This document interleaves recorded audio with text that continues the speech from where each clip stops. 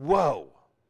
Okay, yeah, granted, we're dealing with wind speeds on this Saturday, but nothing compared to what we dealt with Friday afternoon. 45, 55, 65 mile per hour wind gusts. When you think about 65 mile per hour wind gusts, Delta, by the way, when you think about 65 mile per hour wind gusts, and again, this is yesterday, when you think about that number, 10 more degrees, or I should say 10 more miles per hour, and we're dealing with a Category 1 hurricane. The minimum wind speed for a Category 1 is 74. The minimum wind speed for an EF1 tornado is 86.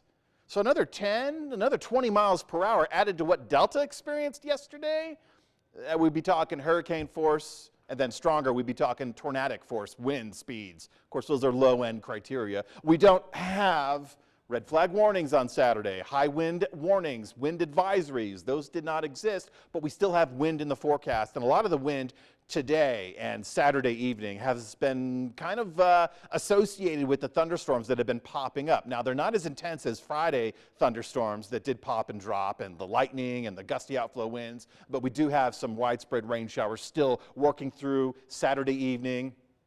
Once we get past 10 p.m. Saturday night, we really lose that storm chance. But we will revisit it again Sunday. There is that potential for an early morning rain-snow transition around Montrose, Delta. Just like Saturday morning, we had that opportunity. The snow levels lowered into Glade Park, and there was some snow that had been falling. Also Friday evening, also Saturday morning.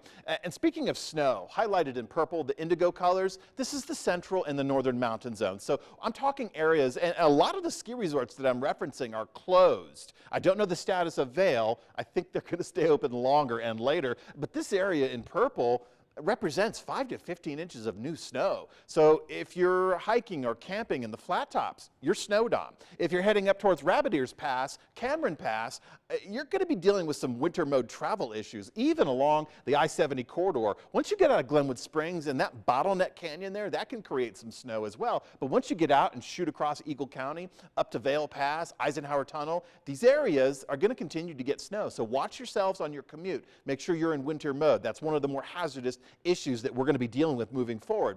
Yes, we have cooler temperatures. Yes, we have storms. Yes, we'll have gusty outflow winds, but I really feel like the snow in the mountains is going to be more impactful. So take it easy, slow it down. Thankfully, we're not going to be under blizzard conditions like the Dakotas will be for the Saturday and into Sunday morning, but we still will maintain light snow showers, light rain showers. The further south you go, the more rain it will be because of the warmer conditions, but this is how our Saturday goes as this system slowly jumps east of the divide.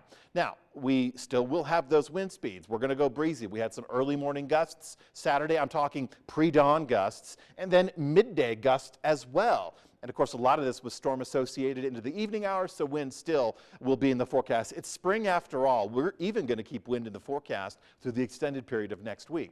Now, once we get into Sunday, our primary storm system will have leapt into another time zone. What we will be looking at Sunday afternoon is another slug of energy that's just going to slide down behind.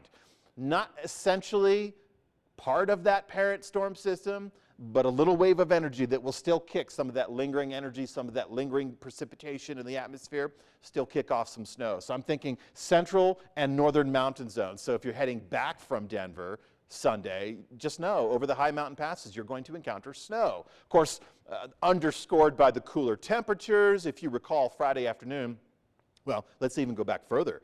Thursday afternoon, we were in the lower 80s. Friday afternoon, low 70s. Saturday afternoon, low 60s. Low 60s is where we will remain again for Sunday afternoon. But look, we're not setting records for a drop in temperatures.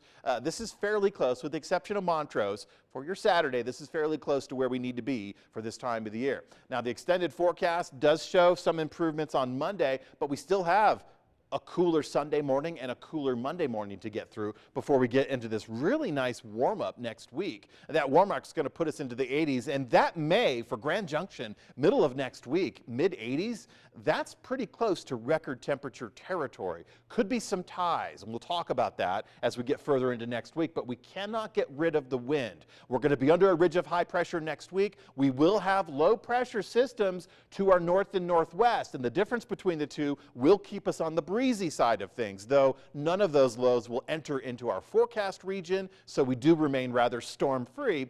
But we finish the weekend and we start the work week with some chilly morning temperatures. I say chilly because some areas will get to the freezing mark. Some areas may dip briefly below the freezing mark, but we will warm up next week, and we look to go rather storm-free, but I can't say the same for the wind because we keep it through the forecast.